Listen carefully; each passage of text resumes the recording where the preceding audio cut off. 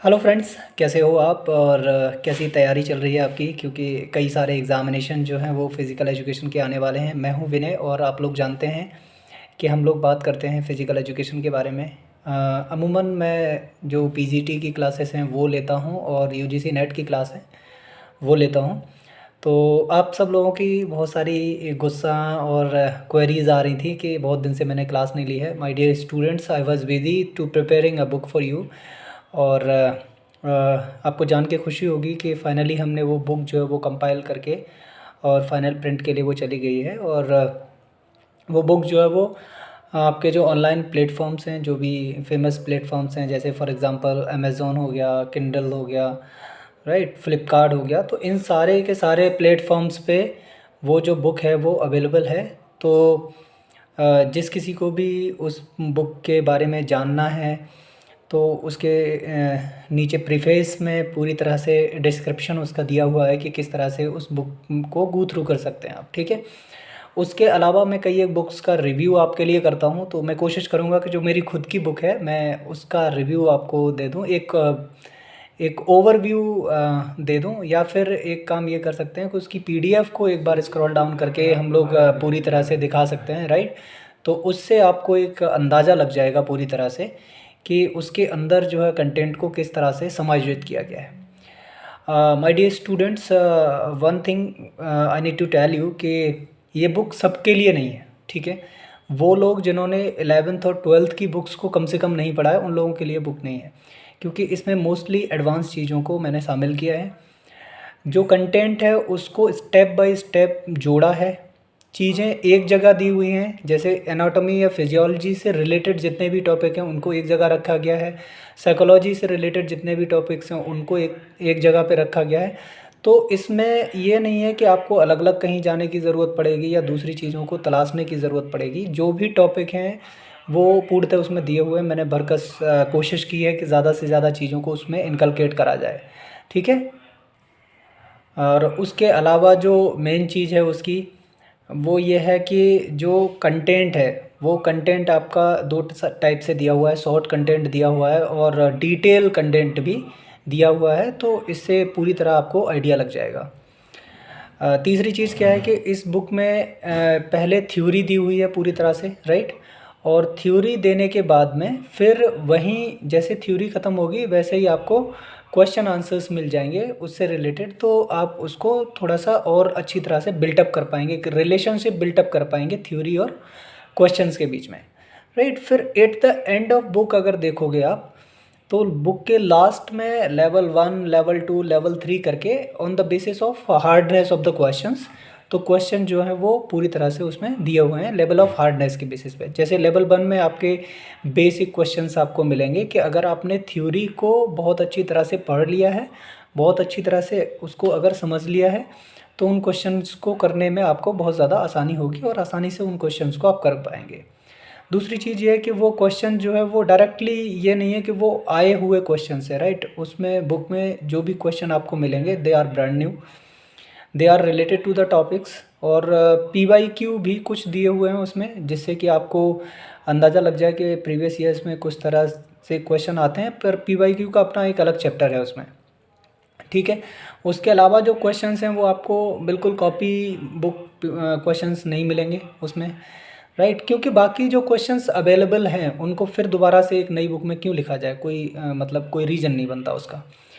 Apart from that जो है वो क्या है कि जो एडवांस लेवल 2 के क्वेश्चन हैं, लेवल 2 के क्वेश्चन ये हैं कि आप उनको अब क्रिटिकली थिंक करने की, कंपैरेटिवली चीज़ों को इनकलकेट करने की कोशिश कीजिए, जहां आपको एक से ज़्यादा भी आंसर्स मिल सकते हैं, राइट। तो उसमें आपको आंसर्स जो है वो फिगर आउट करने हैं।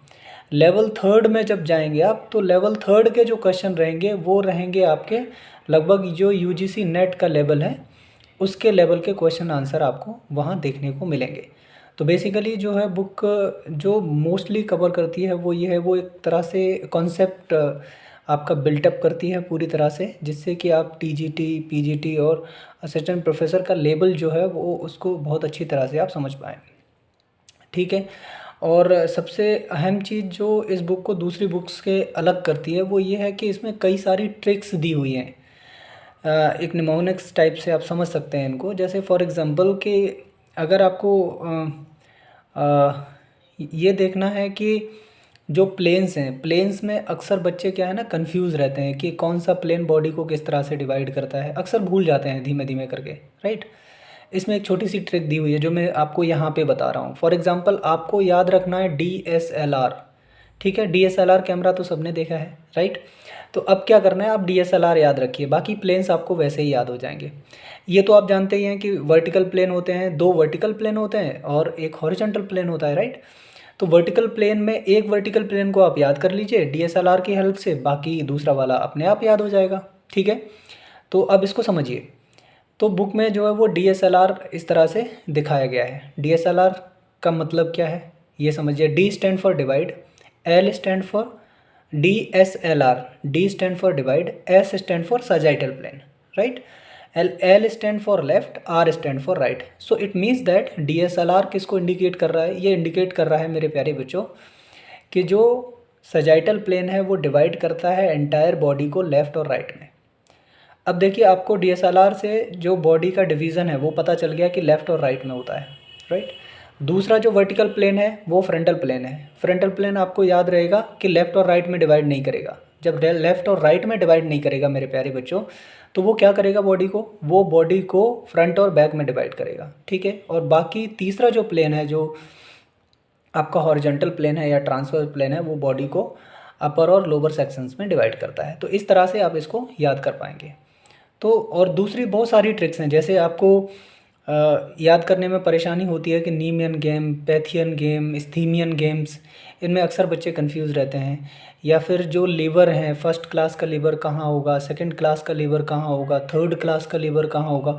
तो वो एप्लीकेशन बेस्ड जो आप डेली रूटीन में एग्जांपल्स के साथ चीज़ों को करते हो, तो डेली लाइफ के जो एग्जांपल्स हैं उनको इनकलकेट करा गया है इसमें। तो ये आपके जो समझ है उसको और आसान बना देगी। तीसरी और इम्पॉर्टेंट चीज़ लास्ट में ये है कि फिर इसमें जो PYQ दिए हुए हैं वो PYQ TGT और PGT के जो UP TGT का PYQ है वो दिया है, और UP PGT का जो PYQ है वो आपका दिया है। बाकी जो क्वेश्चंस हैं मेरे अंदाज से लगभग 1000 के आसपास क्वेश्चन होंगे, और 1000 के आसपास वो क्वेश्चन है जो दूसरी बुक्स में अवेलेबल नहीं हैं आपके। और वो क्वेश्चन जो हैं उनकी क्वेश्चन की जो सबसे ज़्यादा खासियत है वो मैं आपको बताऊं कि उसमें अलग अलग जो 4 ऑप्शन है, उन 4 ऑप्शन को भी अगर आप बहुत अच्छी तरह से पढ़ेंगे, राइट, तो आपको कई सारे क्वेश्चंस क्लियर होंगे। ये सबसे बड़ी उसमें अच्छी बात है बुक में। जैसे मैं किसी भी बुक की बुराई नहीं कर रहा हूँ, बस मैं ये कह रहा हूँ कि जैसे अगर कहीं आपको क्वेश्चंस बनाने हैं तो डिफरेंटली ऐसे तरह से स्कैटर्ड टाइप के हम आंसर्स डाल देते हैं जो मल्टीपल चॉइस में, वो वहाँ पे आपको नहीं मिलेंगे। उसमें कहीं ना कहीं जो 4 के 4 ऑप्शन है वो आपको कहीं ना कहीं किसी दूसरे कॉन्सेप्ट को सिखा रहे होते हैं, ठीक है। तो इन सारी चीज़ों को आप ध्यान में रखेंगे। मैं ये नहीं कह रहा हूँ कि आप बुक को ख़रीद लीजिए, आप पढ़िए, कहीं से आपको मिल ही जाएगी, अपने दोस्त से या जिससे भी। और अगर आपको लगता है कि वो वाकई ठीक है, आपके लायक है, आपके लेवल के हिसाब से ठीक है, then you can go to purchase it. And उसके जो रिव्यू की बात हुई, जो मैं आपको डिपिक्ट करने वाला हूँ, मैं जल्दी ही एक क्लास लूँगा, उसमें उसकी जो डिपिक्शन है वो पूरी तरह से मैं आपको दिखा दूँगा। ये अवेलेबल है हर एक प्लेटफॉर्म पे। आप सीधे सीधे फिज़िकल एजुकेशन की लर्निंग डालेंगे, चाहे आप अमेज़न पे टाइप करिए, चाहे आप फ्लिपकार्ट पे टाइप करिए, तो आपको ये इजीली अवेलेबल हो जाएगी। तो मिलते हैं मेरे प्यारे बच्चों अगली क्लास में। तब तक के लिए आप हंसते रहिए, मुस्कुराते रहिए और तैयारी करते रहिए, क्योंकि हरियाणा का भी एग्ज़ाम आपके पास में आ रहा है, राइट। उसकी डेट डिक्लेयर हो गई है, चाहे टेंटेटिव सही पर हो गई है डिक्लेयर, ठीक है। और कुछ ही दिनों में आपको जो डेट है वो UP TGT की भी देखने को मिल जाएगी। सो मिलते हैं अगली क्लास में, तब तक के लिए नमस्ते।